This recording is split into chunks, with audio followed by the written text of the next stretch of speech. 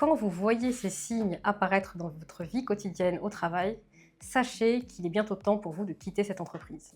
À chaque fois, c'est la même chose. On ne voit que ce qu'on veut voir. Et on ne veut surtout pas bousculer un quotidien auquel on s'est habitué, même s'il ne nous intéresse plus. En général, quand c'est la fin d'un cycle et qu'on doit quitter un poste ou une fonction, qu'on le veuille ou non, cela va bel et bien arriver. C'est le thème de la vidéo que je vous propose aujourd'hui. Je suis Farmatasso et j'accompagne les femmes cadres et dirigeantes à élaborer une stratégie de repositionnement et d'évolution professionnelle et à rebondir après un licenciement économique, un PSE, une rupture conventionnelle ou alors une restructuration d'entreprise.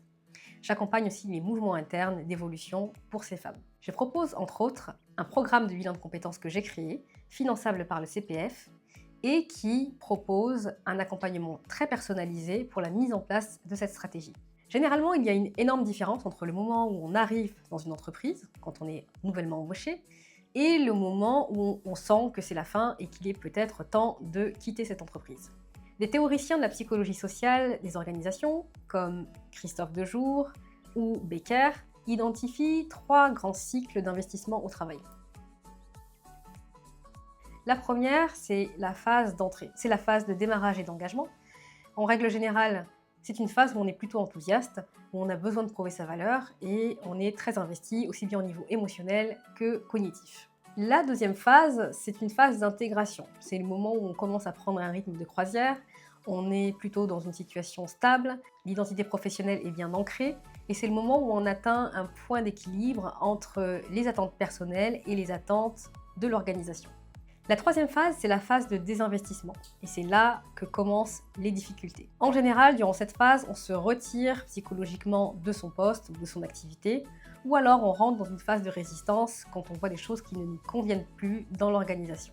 Et la quatrième phase, qui est la phase la plus critique, c'est la phase du désengagement et de la conflictualité quasi quotidienne. Ça correspond à une réelle tension vis-à-vis de l'organisation et c'est en général le moment vraiment de partir.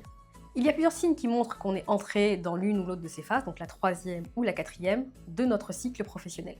Et si on ne se prend pas en main, effectivement, on va dangereusement vers une sortie chaotique et non préparée et qui peut être très très difficile à vivre. Le premier signe qui montre que c'est la fin, même si on ne veut pas vraiment la voir, c'est la démotivation.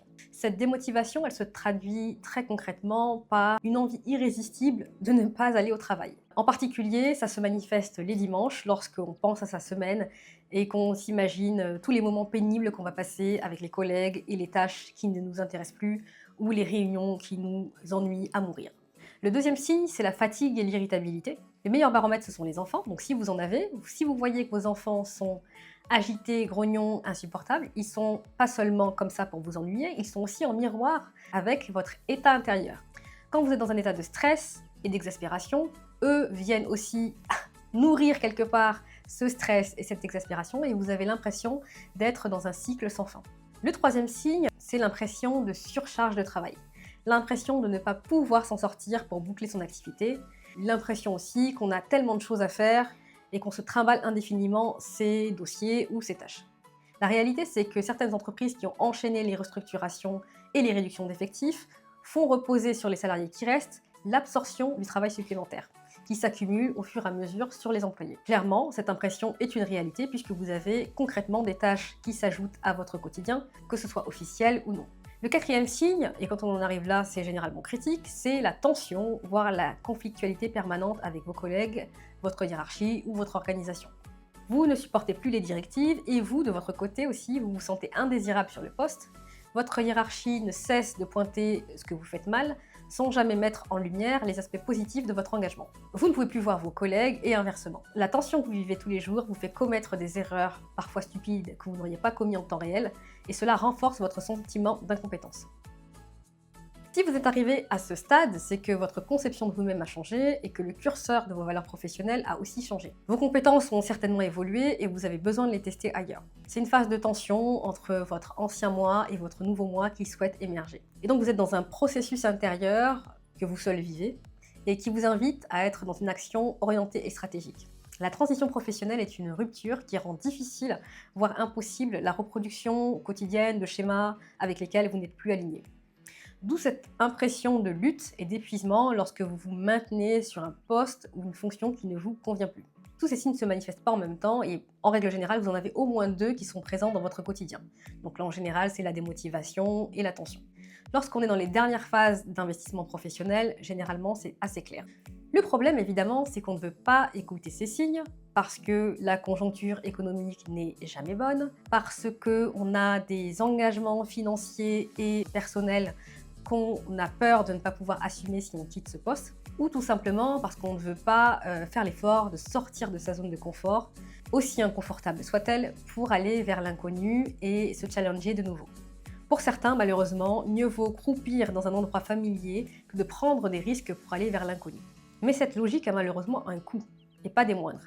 J'ai à l'esprit la situation d'une jeune femme que j'ai accompagnée. En fait, cette jeune femme, elle avait environ 7 ans d'ancienneté sur un poste. Elle était plutôt dans un rythme de croisière et elle n'avait pas forcément l'intention de partir. Mais l'arrivée d'une nouvelle manager a chamboulé son quotidien et l'a propulsée dans ce dernier cycle d'investissement professionnel. Parce que oui, ce n'est pas toujours un choix et ce n'est pas toujours naturel. Cette jeune femme était donc systématiquement critiquée sur son travail, dévalorisée publiquement devant ses équipes par cette nouvelle manager, et sa réponse a été la résistance, à juste titre, aussi parce que c'était injuste, et elle a été maltraitée et harcelée. Finalement, elle a dû se mettre en arrêt maladie, épuisée de devoir aller au travail avec la boule au ventre. Nous avons eu les entretiens pendant son arrêt maladie et pour elle, il était quasiment impossible de se projeter vers une transition professionnelle ou une reconversion professionnelle car sa confiance en elle était tombée en dessous de zéro. Elle n'était plus en mesure d'envisager un avenir où elle était capable d'apporter de la valeur et de bien faire son travail tellement on l'avait diminuée. Il a fallu vraiment approfondir cette question et la faire sortir du paradigme de son employeur et de son expérience pour qu'elle puisse à nouveau se voir comme une professionnelle compétente et respectable et envisager un avenir plus serein.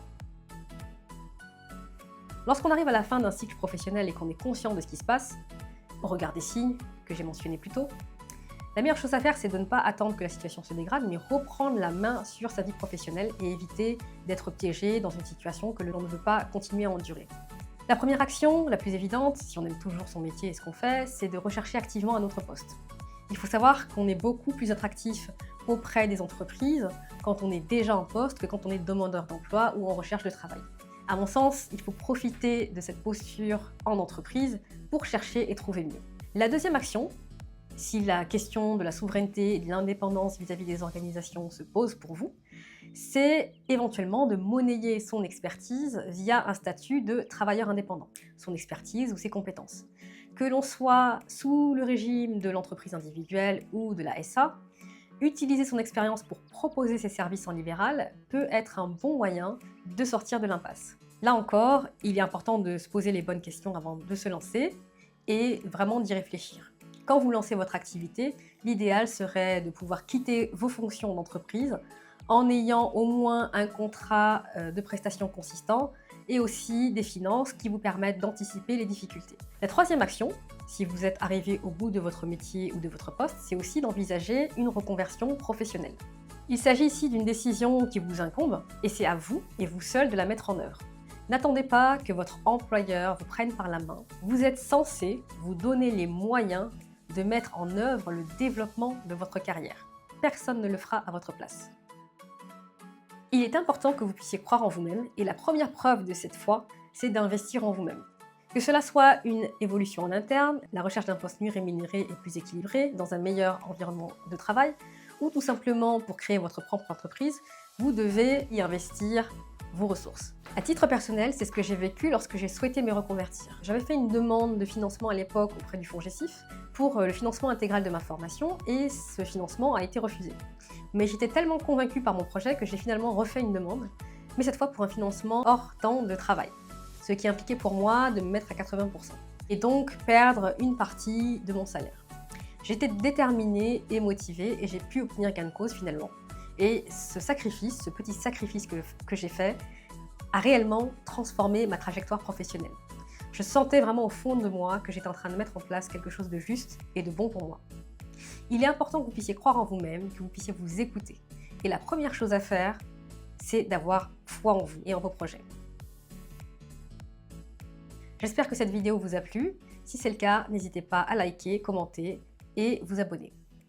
Je vous remercie pour l'écoute et vous dis à très bientôt.